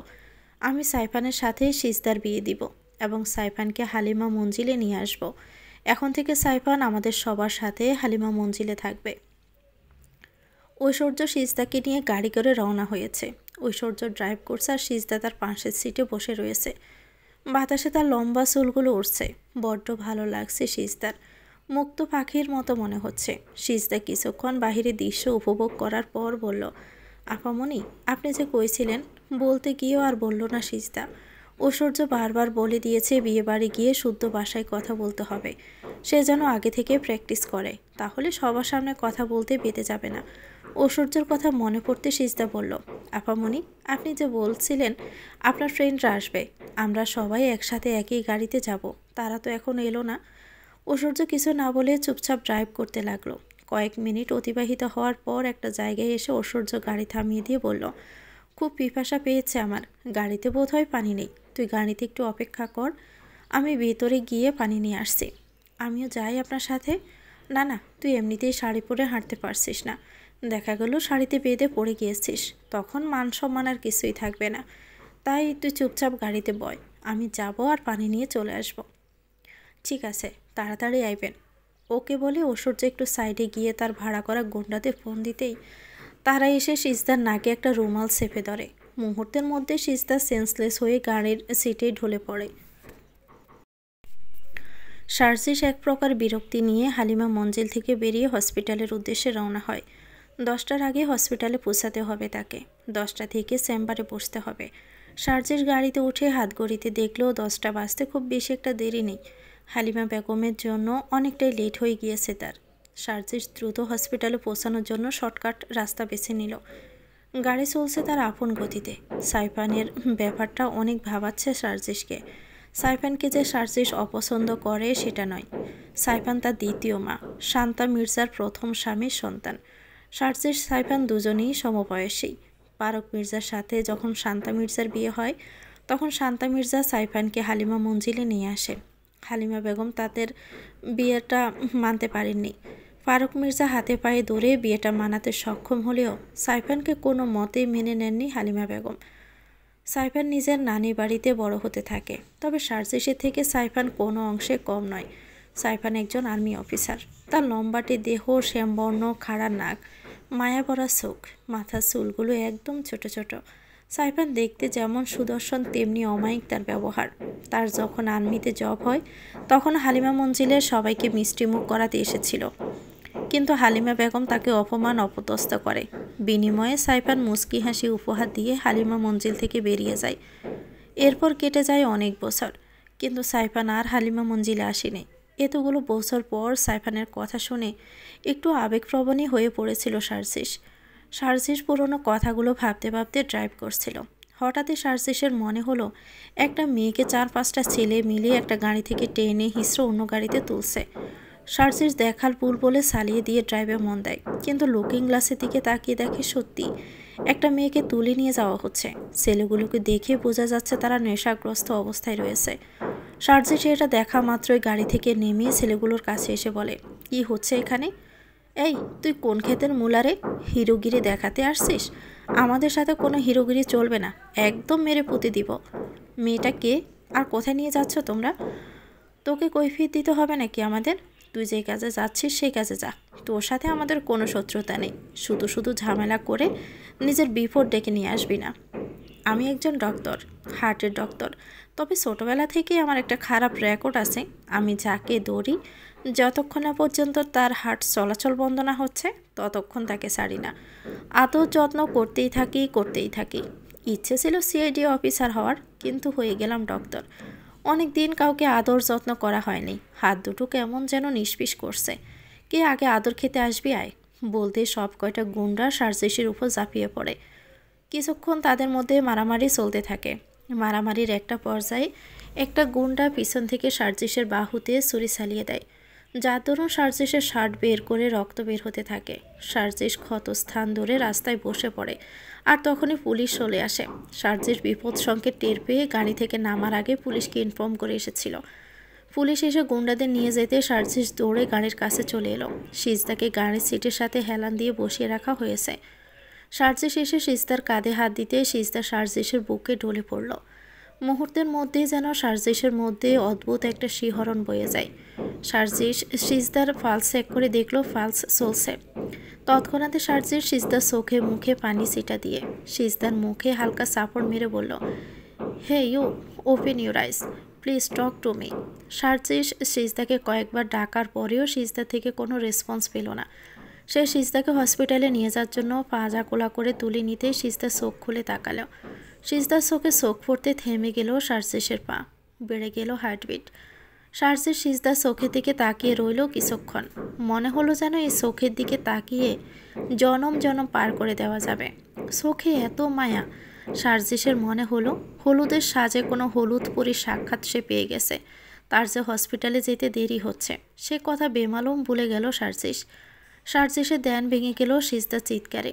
সিজদা চিৎকার করে বলছে, আপনার হাত তো কাইটটা রক্ত বের হইতেছে, কেমনে হাত কাটলো আপনার? ও কিছু না, সামান্য একটু কেটেছে। তোমার সাজসজ্জা দেখে মনে হচ্ছে তুমি কোনো বিয়ের কনে। তুমি কি বিয়ের আসর ছেড়ে পালিয়েছো, বা তোমাকে কেউ তুলে নিয়ে আসা হয়েছে? না স্যার, আমি তো আফামনির লগে তার বান্ধবীর হলুদের অনুষ্ঠানে যাইতেছিলাম। হুট করে আফামনি কইল তার পানির পিপাসা পেয়েছে, কিন্তু গাড়িতে পানি ছিল না, তাই তো আফামনি পানি আনতে গেছিল। আর তখনই কয়েক বাজে লোক এসে আমার শরীরে হাত দিতে লাগলো। আমার খুব খারাপ লাগতেছিল তখন। আমি চিৎকার করে আফামনিরে ডাকতে গেলেই তার আমার নাকে কিছু একটা সাইফা ধরলো। এরপর আর কিছু আমার মনে নাই। আমি তো ভাবছিলাম আমি বোধহয় মরেই যাবো। খারাপ লোকগুলো না আমারে হয়তো মাইরা ফেলবো। তোমার নাম কি? বাসা কোথায়? প্রতি উত্তরে সিজদা কিছু বলতে যাবে তার আগে সার্জিসের ফোন বেজে উঠল। হসপিটাল থেকে কল এসেছে। সার্জিস ঘড়ির দিকে তাকিয়ে দেখে 10:30 বেজে গেছে। সার্জিস কল রিসিভ না করে সিজদাকে বলল, গাড়িতে বসো। কোথায় যাব? হসপিটালে। হাসপাতালে কেন যাবো? হাসপাতালে লইয়া আমারে কি ইঞ্জেকশন দিবেন? আমি হাসপাতালে যাবো না, আমার বাড়ি লইয়া যান। না না, তোমাকে কোনো ইঞ্জেকশন দিব না, তুমি চিন্তা করো না, তোমাকে আমি তোমার বাসায় পৌঁছে দিব। কিন্তু এই মুহূর্তে আমাকে একটু হসপিটাল যেতে হবে। তোমাকে একাও ছাড়তে পারছি না, তোমার লাইফ রিস্ক আছে। যে গুন্ডাগুলো তোমাকে কিডন্যাপ করার চেষ্টা করেছিল এদের নিশ্চয়ই বড় কোনো গ্যাং আছে। এতক্ষণে হয়তো তাদের কাছেও খবর পৌঁছে গিয়েছে। এত সহজে তারা তোমাকে ছাড়বে না, আবারও তোমার উপর অ্যাটাক হতে পারে। তুমি আমার কথা শোনো, তুমি এখন আমার সাথে হসপিটালে চলো।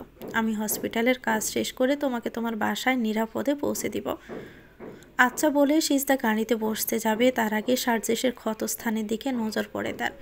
সিজদা কী করবে বুঝতে পারে না। সে এই মানুষটার কাছে ঋণী। তার জন্যই তো সে বাঁচতে পেরেছে, না হলে এতক্ষণে সে নর পশুদের খাবারের পরিণত হতো। ভাবতে সিজদার গায়ে কাটা দিয়ে ওঠে। সিজদার কাছে একটা রুমাল ছিল। সিজদা রুমাল দিয়ে সার্জিসের ক্ষতস্থান বেঁধে দেয়।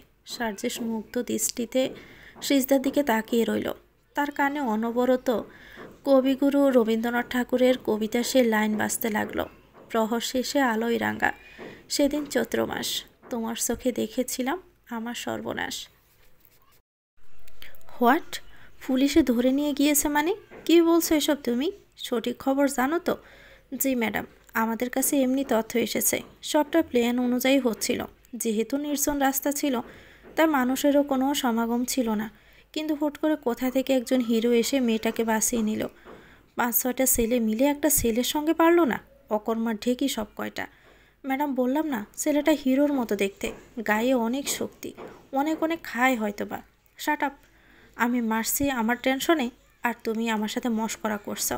তোমাদের কি বিশ্বাস করাটাই ভুল হয়ে গেছে আমার? নিজেরা তো ফাঁসলে, সাথে আমাকেও ফাঁসালে। বলের আগে গজগজ করতে করতে ঐশ্বর্য কল কেটে দিয়ে বলল, পুলিশের চাপে পড়ে ওরা যদি মুখ খোলে তাহলে তো আমি ফেঁসে যাব। আমার সব কিছু শেষ হয়ে যাবে। না না, আমি কিছুতেই নিজের পায়ে নিজে কুড়াল মারতে পারি না। আমাকে কিছু একটা করতেই হবে। বলে ঐশ্বর্য অতি দ্রুত নিজেদের বাড়িতে চলে আসে। তাকে একা ফিরতে দেখে সালেহা বেগম বিচলিত হয়ে বলল, ছোট ম্যাডাম, এত তাড়াতাড়ি হলুদের অনুষ্ঠান শেষ হয়ে গেল? গেলেনই তো কয়েক ঘন্টা আগে, এরই মধ্যে আইয়া পড়লেন। আপনি একা এলেন যে? সিজদা মা কোথায়? ঐশ্বর্য সালেহা বেগমের কথার উত্তর না দিয়ে বাবা বাবা বলে ডাকতে শুরু করলো। রাশেদ চৌধুরী তখন নিজের রুমে ফারুক মির্জার সাথে ফোনে কথা বলছিলেন। ঐশ্বর্যের চিৎকার শুনিয়ে তিনি রুম থেকে বেরিয়ে এসে বললেন, কি হয়েছে ঐশ্বর্য? চিৎকার করছো কেন? এত তাড়াতাড়ি অনুষ্ঠান শেষ হয়ে গেল? তুমি তো বলেছিলে ফিরতে ফিরতে সন্ধ্যা হয়ে যাবে। তুমি একা আসছো কেন? সিজদা কোথায়? সিজদাকে দেখছি না তো। একসাথে এতগুলো প্রশ্ন করলেই আমি কোনটা রেখে কোনটা জবাব দিব বাবা? তুমি তোমার মতো করে বলো। বাবা, একটা বড় ধরনের সমস্যা হয়ে গেছে। আমি বা সিজদা কেউই বিয়ে বাড়িতে পৌঁছাতে পারিনি। মানে? সিজদার কোনো বিপদ হয়নি তো? হ্যাঁ বাবা, গাড়ি ড্রাইভ করতে করতে আমার খুব পানির তেষ্টা পেয়েছিল, কিন্তু গাড়িতে কোনো পানি ছিল না। আমি পানি কিনে নিয়ে এসে দেখি সিজদা গাড়িতে নেই। আমি অনেক খুঁজেছি, কিন্তু কোথাও সিজদাকে পাইনি। ও গড, সিজদা তো এখানকার রাস্তাঘাট কিছুই চিনে না। এমনটা তো নয় যে সিজদা গাড়িতে বসে থাকতে থাকতে বোর হয়ে যাচ্ছিল। এজন্য সিজদা হাওয়া খাওয়ার জন্য গাড়ি থেকে নেমে হাঁটতে হাঁটতে কোথাও চলে গিয়েছে। সিজদা যেহেতু রাস্তা চিনে না, তাই আর ফিরতে পারেনি। তুমি এতটা দায়িত্ব জ্ঞানহীন হলে কি করে? তুমি তো জানতে সিজদা রাস্তাঘাট কিছু চেনে না। তুমি জানার পরেও সিজদাকে একা রেখে কিভাবে চলে গেলে? বাবা, এখন এসব কথা বলার সময় নয়। আমাদের সিজদাকে খুঁজে বের করতে হবে। এই মুহূর্তে আমাদের থানায় গিয়ে একটা মিসিং ডায়েরি করা প্রয়োজন। ঠিক আছে, চলো। বলে রাশেদ চৌধুরী ঐশ্বর্যকে নিয়ে অতি দ্রুত বেরিয়ে পড়েন। তাদের যাওয়ার পানি তাকিয়ে সালেহা বেগম চোখের পানি মুছে বললেন, মায়ের মন ঠিকই সন্তানের বিপদ আজ করতে পারে। আমি ঠিকই এই ভয়টাই পাচ্ছিলাম, কিন্তু আমার কেন জানি মনে হইতেছে ছোট ম্যাডাম নাটক করতেছে। সে সব জানে। সে ইচ্ছে কইরাই সিজদারে বিপদের মুখে ঠেলা দিছে। নিজেরে কেউ যাতে কোনো প্রকার সন্দেহ না করে, সেজন্যই মিছে মিছে কান্দনের নাটক করতেছে। নাটক বা সিঁড়ি একটা। তোর বিচার আল্লাহ করব। আল্লাহ ছাড়া দেয় না, কিন্তু ছেড়ে দেয় না। তোমার নাম কি সৌন্দর্যময়ী? সিজদা পরম যত্নে সার্জিসের ক্ষতস্থানে রুমাল বেঁধে দিচ্ছিল। সার্জিসের প্রশ্নে হাত থেমে যায় তার। সে আমতা আমতা করে বলল, জি না, okay fine, but I will call you সৌন্দর্যময়ী। সিজদা ইংরেজি বুঝতে না পেরে বলল, কিছু বললেন? তোমার নাম যাই হোক, আমি সেটা জানতে চাই না। আমি তোমাকে সৌন্দর্যময়ী বলেই ডাকবো, যদি তোমার কোনো আপত্তি না থাকে। না না, আমার কোনো আপত্তি নেই। আপনার যে নামে ডাকতে ভালো লাগে সেই নামে ডাকবেন। Thank you so much, but I have notice something. তুমি আঞ্চলিক ভাষায় কথা বলতেছ, আবার শুদ্ধ ভাষায় বলছো। ব্যাপারটা কিন্তু খুবই ইন্টারেস্টিং। সিজদা কিছু বলতে যাবে তার আগেই সার্জিসের ফোন বেজে ওঠে। সার্জিস সিজদাকে কিছু বলার সুযোগ না দিয়ে বলল, চলো চলো, অলরেডি আমার অনেক লেট হয়ে গিয়েছে। হসপিটাল থেকে বারবার কল আসছে। বলে সার্জিস গাড়ির দরজা খুলে দেয়। সিজদা গাড়িতে বসলে সার্জিস দরজা লাগিয়ে নিজের ড্রাইভিং সিটে বসে পড়ে। সার্জিস গাড়ি স্টার্ট দিতে যাবে, তখনই দেখে সিজদার সিট বেল্ট লাগানো হয়নি। সার্জিস তৎক্ষণাৎই সিজদার দিকে ঝুঁকে আসে সিট বেল্ট লাগিয়ে দেওয়ার জন্য। সিজদার তো লজ্জায় মরি মরি অবস্থা। সার্জিসের চোখে চোখ রাখার স্পৃহা তার নেই। জীবনের প্রথম কোনো পুরুষ এতটা কাছাকাছি তার এসেছে। সিজদার সর্বাঙ্গ কাঁপুনি দিয়ে ওঠে, দাঁড়িয়ে যায় শরীরের সমস্ত লোমকূপ, হার্টবিট দ্রুত গতিতে লাফাতে শুরু করে। সিজদার চোখ বন্ধ করে শাড়ির আসল খামসে ধরে বসে থাকে। সার্জিসের সিট বেল্ট লাগানো হয়ে গেলে সিজদা থেকে সরে আসে না, বরং সিজদার মুখের দিকে তাকিয়ে থাকে কিছুক্ষণ। সিজদার ভীতু চেহারা দেখতে বেশ ভালোই লাগছে তার। মিনিট কয়েক অতিবাহিত হওয়ার পর সার্জিস সিজদার কাছ থেকে সরে এসে গাড়ি স্টার্ট করলো। গাড়ি চলতে শুরু করে আপন গতিতে। সার্জিস একবার সিজদার চুপসে যাওয়া মুখের দিকে তাকিয়ে মনে মনে বলল, তুমি শুধু সৌন্দর্যময়ী নও, একই সাথে বিতুবতী, চন্দ্রমুখী, সুস্মিতা, সুচয়না, পিংবদঙ্গা, প্রিয়বাসীও বটে। I like it. গাড়িতে পিনপতন নীরবতা কাজ করছে। দুজনের কারো মুখে কোনো কথা নেই। প্রায় আধা ঘন্টা পর গাড়ি এসে হসপিটালের সামনে থামে। সার্জিসকে সিজদাকে নিয়ে হসপিটালেই প্রবেশ করে। সবাই সিজদাকে সার্জিসের সাথে দেখে অবাক হয়ে যায়। সার্জিস স্যার বিয়ে করেছেন কথাটা মুহূর্তের মধ্যেই হসপিটালে ছড়িয়ে পড়ে। এমনকি হালিমা বেগমের কাছেও কথাটা পৌঁছে যায়। তিনি কাল বিলম্ব না করে সার্জিসের কাছে কল দেন। সার্জিস ফোন রিসিভ করা মাত্রই তিনি সার্জিসকে কিছু বলার সুযোগ না দিয়ে বলল, তুমি বিয়ে করে নিলে দাদুভাই, একবারও আমাকে জানানোর প্রয়োজনও মনে করলে না। এজন্যই তো তুমি সিজদার মতো একটা ভালো মেয়েকে বিয়ে করতে চাইছিলে না। এই ছিল তোমার মনে। আমি এক্ষুনি আসছি হসপিটালে। আমিও দেখতে চাই তুমি কোন হুড়ফুড়ে বিয়ে করে ফেলেছ। কামন দাদু, তোমাকে কে বললো আমি বিয়ে করে ফেলেছি? আমি বিয়ে করলে এতক্ষণে বউ নিয়ে বাসর ঘরে থাকতাম, বউ নিয়ে হসপিটালে আসতাম না। রাস্তায় একটা মেয়ে বিপদে পড়েছিল, আমার সময় নেই দেখে তাকে সাথে করে বাসায় পৌঁছে দিতে পারিনি। আমার সাথে করে হসপিটালে নিয়ে এসেছি। আমার কাজ শেষ হলে আমি তাকে তার বাসায় পৌঁছে দিব। আমি তো ভয় পেয়ে গিয়েছিলাম দাদুভাই। Don't panic, I am not married. আমি বাসায় ফিরে সবটা তোমায় বলবো। এখন রাখছি, বাই। বলে সার্জিস ফোন পকেটে রেখে নিজের কাজে মনোযোগ দিল। সিজদা সার্জিসের চেম্বারের এক কোণেই গুটি মেরে বসে রয়েছে। সার্জিস পেশেন্টে দেখছে, কিন্তু তার বেহায়া চোখ বারবার সিজদাকে লুকিয়ে লুকিয়ে দেখছে। লুকিয়ে লুকিয়ে দেখার মাঝে এক ধরনের ভালো লাগা কাজ করছে তার মধ্যে। আর কানে অরিজিৎ সিংয়ের গানের রিলিক্স বাজছে, তোকে একার দেখার লুকিয়ে কি মজা, সে তো আমি ছাড়া কেউ জানে না, তোকে চাওয়ারা পাওয়ারা নয় রে সোজা, সে তো আমি ছাড়া কেউ জানে না। স্যার, পুলিশ এসেছে। কেন? আপনার সাথে যে ম্যাডাম রয়েছে তাকে নিয়ে যাওয়ার জন্য। ম্যাডামের মামা থানায় মিসিং ডায়েরি করেছেন। প্রত্যেক থানায় ম্যাডামের ছবি পাঠিয়ে দেওয়া হয়েছে। পুলিশ হাজি রোডে সিসি ক্যামেরায় আপনার সাথে ম্যাডামকে দেখেছেন। তারা শিওর হয়েই এসেছেন যে ম্যাডাম আপনার কাছে রয়েছে। এখন কি করবেন স্যার? ম্যাডাম কি চলে যাবে? তুমি এমন রিয়েক্ট করছো যেন মেয়েটা আমার বিয়ে করা বউ, তাকে সারা জীবন আমার কাছে রেখে দেওয়ার জন্য নিয়ে এসেছি। ম্যাডামকে বিয়ে করলে মন্দ হতো না স্যার। আপনাদের দুজনকে দারুণ মানিয়েছে। মনে হচ্ছে আমি রণবীর কাপুর আর আলিয়া ভাটকে দেখছি। তুমি দাদুকে কল করে আমার বিয়ের মিথ্যে নিউজ দিয়েছো, তাই না রামিম? সরি স্যার, আপনার দাদু আমাকে বলেছিল আপনি কখন কোথায় যান, কোন মেয়ের সাথে কথা বলেন, কোন মেয়ের সাথে দেখা করেন, সবটা তাকে ইনফর্ম করতে। দাদু তো গুরুজন। গুরুজন মানে সম্মানীয় ব্যক্তি। আমি দাদুর কথা অমান্য করলে দাদুকে অসম্মান করা হতো। তাই তো দাদুকে আপনার সব আপডেট দিয়েছি। Good job, carry on. Thank you so much sir. ম্যাডামকে নিয়ে যাই তাহলে? তুমি যাও, আমি সৌন্দর্যময়ীকে নিয়ে আসছি। সৌন্দর্যময়ী কে স্যার? সার্জিস নিজের কাজ ছেড়ে রামিমের দিকে চোখ তুলে তাকাতে রামিম শুকনো ডোক গিলে আমতা আমতা করে বলল, আমি আসছি স্যার। রামিম যেতে সার্জিস সিজদার পাশে দাঁড়িয়ে সিজদাকে কয়েকবার সৌন্দর্যময়ী বলে ডাক দেয়, কিন্তু সার্জিসের ডাক সিজদার কান অবধি পৌঁছায় না। সিজদা কানে ইয়ারফোন গুঁজে দিয়ে সার্জিসের ফোনে কার্টুন দেখছে। কার্টুন তার অনেক পছন্দের। সিজদা ফ্রি টাইমে সালেহা বেগমকে সাথে নিয়ে কার্টুন দেখতে বসে যায়। সার্জিস কাজের ফাঁকে লক্ষ্য করেছিল সিজদা বসে থাকতে থাকতে বোর হয়ে যাচ্ছে। দাঁত দিয়ে নিজের নখ কাটছে, শাড়ির আসল থেকে টেনে টেনে সুতা বের করছে। এসব দেখে সার্জিস এসে সিজদাকে জিজ্ঞেস করে সে কোনো সিরিয়াল দেখে কিনা। তখন সিজদা বলে সে কার্টুন দেখে। কথাটা শুনে সার্জিস মুচকি হেসে মনে মনে বলল, যে মেয়ে আজকে বিয়ে দিলে কালকে এক বাচ্চার মা হয়ে যাবে, সে নাকি এখনও কার্টুন দেখে। সার্জিস তৎক্ষণাতে পকেট থেকে নিজের ফোন বের করে ইউটিউবে গিয়ে কার্টুন ভিডিও প্লে করে সিজদার হাতে ফোন দিয়ে কানে ইয়ারফোন গুঁজে দেয়। সিজদা কার্টুন দেখায় এতটাই মগ্ন হয়ে গেছে যে তার এদিক ওদিক তাকিয়ে দেখার মতো সময় নেই। সার্জিস সিজদাকে কয়েকবার ডাকার পরেও যখন রেসপন্স না পেয়ে সিজদার কান থেকে ইয়ারফোন সরিয়ে নেয়। সিজদা তড়িৎ গতিতে পিছনে তাকিয়ে দেখে সার্জিস দাঁড়িয়ে আছে। তাকে দেখে কিছুটা ভড়কে যায় সিজদা। সিজদা 2 কদম পিছিয়ে গিয়ে বলল, আমি কি কিছু ভুল করেছি স্যার? না না, তুমি কোনো ভুল করনি। পুলিশ এসেছে তোমাকে নিয়ে যেতে, চলো। পুলিশ? পুলিশ কেন?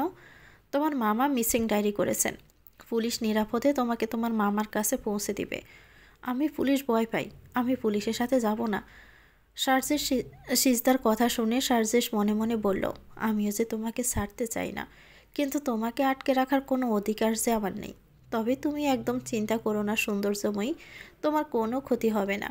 যদিও মেয়ে কনস্টেবল রয়েছে, তবুও আমি তোমার সাথে রামিমকে পাঠাবো। তোমার মামার কাছে না ফেরা পর্যন্ত রামিম তোমার সাথে থাকবে। তুমি আমার হৃদয়ে কাঁপন সৃষ্টি করেছ। এত সহজে সার্জিস মির্জার কাছ থেকে নিস্তার পাবে না তুমি। তুমি যেখানেই থাকো না কেন, আমি তোমাকে ঠিকই খুঁজে বের করবই। আপনি একটু শান্ত হন প্লিজ। মেয়েটা অক্ষত অবস্থায় রয়েছে, তার কিছু হয়নি। আমার সহজ সরল মেয়েটার সাথে এত বড় একটা ক্রাইম হলো, আর আপনি আমাকে শান্ত হতে বলছেন অফিসার? যদি আমার মেয়েটার কিছু হয়ে যেত তাহলে দায়ভার কি আপনারা নিতেন? মেয়েরা কি কোথাও নিরাপত্তা পাবে না? দিন দুপুরে একটা মেয়ে কিডন্যাপ হয়ে যাচ্ছে, আর আপনারা থানায় বসে বসে বাতাস খাচ্ছেন। আমরা আমাদের সাধ্যমতো চেষ্টা করছি, ইনভেস্টিগেশন চলছে। যারা আপনার ভাগ্নিকে কিডন্যাপ করেছিল তারা লকআপে রয়েছে, কিন্তু কিছুতেই নিজেদের মুখ খুলতে চাইছে না। তবে চিন্তা করবেন না, রিমান্ডে নিয়ে থেরাপি দিলে বাপ বাপ বলে মুখ খুলে ফেলবে। কে বা কারাই কিডন্যাপিংয়ের সাথে জড়িত রয়েছে সেটা আমরা খুব শীঘ্রই জানতে পারবো, এবং তাদেরকে উপযুক্ত শাস্তির আওতায় আনারও ব্যবস্থা করব। পুলিশের কথা শুনে ভরসা পায় রাশেদ চৌধুরী। তিনি সিজদাকে নিয়ে থানা থেকে বেরিয়ে সোজা নিজেদের বাড়িতে চলে আসেন। সিজদাকে দেখা মাত্রই সালেহা বেগম সিজদাকে জড়িয়ে ধরে চোখে মুখে অজস্র চুমু দিয়ে বলল, তোর কিছু হয়নি তো মা? তুই ঠিক আছিস তো? আমি সকালেই তোরে কইছিলাম না তুই যাস না মা, কিন্তু তুই তো আমার কথা শুনলি না। আজ সারাটা দিন কেমনে যে কাটছে আমার, তোরে বোঝাবার পারুম না। তুই যাওনের পর থেকে একটু পানিও মুখে তুলবার ভারি নাই। চিন্তা হচ্ছিল তোর লাইগা। আমি ঠিক আছি, আমার কিছু হয় নাই। মুখখানি শুকাইয়ে এতটুকুন হয়ে গেছে। যা মা, গিয়ে হাত মুখ ধুয়ে আয়, আমি তোর জন্য খাবার আনতেছি। আমি কিছু খামো না খালা, মোর পেট ভরা। কি কস পেট ভরা মানে? গুন্ডারা তোরে লইয়া কি খাওন দিছিল? কি হয়েছে জানো খালা, গুন্ডারা আমারে লইয়া যাওনের সময় সিনেমার মতো এক ডাক্তারবাবু আইসা গুন্ডাগুলারে আচ্ছা মতন ফিরাইছে। এরপর আমারে তার লগে কইরা হাসপাতালে নিয়ে গেছিল। ডাক্তারবাবু অনেক ভালো মনের মানুষ, আমাকে বিরিয়ানি কিনে খাওয়াইছে, তার মোবাইলে কার্টুন দেখতে দিছে। হোমার সিস্তা, ডাক্তারবাবুর কথা কইতে গিয়ে তোর চোখ মুখ এমন লজ্জায় লাল হয়ে যাইতেছে কেন রে? তোর মন আবার ডাক্তারবাবুরে দিয়াইলি নাকি? কী যে কও না তুমি খালা, বলে সিস্তা নিজের রুমে চলে যায়। রাশেদ চৌধুরী ফ্রেশ হয়ে এসে ইমেল চেক করে দেখেন তাকে তার বিজনেসের কাজের জন্য দেশের বাইরে যেতে হবে। তিনি চিন্তায় পড়ে যান। সিজদাকে একা রেখে তিনি যেতে চাইছেন না, আবার না গেলে অনেক টাকার লোকসান হয়ে যাবে। তিনি কি করবে বুঝতে না পেরে হালিমা বেগমের কাছে কল করেন। হালিমা বেগম কল রিসিভ করতে তিনি সালাম দিয়ে হালিমা বেগমের শরীর ঠিক আছে কিনা জিজ্ঞেস করার পর বলেন, কাকিমা, আমি সিজদার বিয়েটা নিয়ে দেরি করতে চাইছি না। আমি চাচ্ছি শর্ট টাইমে শুভ কাজটা শেষ করতে। এটা তো অতি উত্তম প্রস্তাব, কিন্তু মির্জা পরিবারের ছেলের বিয়ে বলে কথা, একটু ধুমধাম করে উদযাপন না করলে কি হয় বলো? রাশেদ চৌধুরী ভাবল সিজদার কিডন্যাপ হওয়ার ব্যাপারটা হালিমা বেগমের সাথে শেয়ার করবে, কিন্তু পরক্ষণে ভাবল সিজদার কিডন্যাপ হওয়ার কথা শুনে যদি সিজদার চরিত্র নিয়ে কোনো কথা ওঠে। এই বয়ে রাশেদ চৌধুরী কিডন্যাপের ব্যাপারটা হাইড করে বলল, আমি তো সিজদার ব্যাপারে সবটাই আপনাদেরকে বলেছি কাকিমা। সিজদার উপর অ্যাটাক হয়েছিল, আবারও হতে পারে। আমি দেশে থাকছি না, মেয়েটাকে বিধির ভরসায়ও রেখে যেতে পারছি না। তাই ভাবলাম মেয়েটাকে যদি আপনাদের হাতে তুলে দিতে পারি তাহলে আমি নিশ্চিন্তে থাকতে পারবো। ঠিক আছে, আমি দেখছি কি করা যায়, কিন্তু একটা সমস্যা হয়েছে রাশেদ। আমি সার্জিসকে চিনতে ভুল করেছি। সার্জিসের উপর বিশ্বাস ভরসা থেকে সার্জিসের সাথে সিজদার বিয়ে ঠিক করে এসেছিলাম, কিন্তু সার্জিস আমার মন রাখেনি। তাই আমি সিদ্ধান্ত নিয়েছি সাইফানের সাথে সিজদার বিয়ে হবে। তো ভিউয়ার্স, গল্পটির নাম হচ্ছে মন দিয়েছি তোমাকে, লিখেছেন নুজাইফা নুন। এটা গল্পের প্রথম অংশ। পরবর্তী অংশ পেতে চ্যানেলটিকে সাবস্ক্রাইব করে আমাদের সাথে থাকবেন। ভিডিও ভালো লাগলে একটি লাইক দিয়ে দিবেন, কমেন্ট করে জানাবেন কেমন লেগেছে। আল্লাহ হাফেজ, আসসালামু আলাইকুম।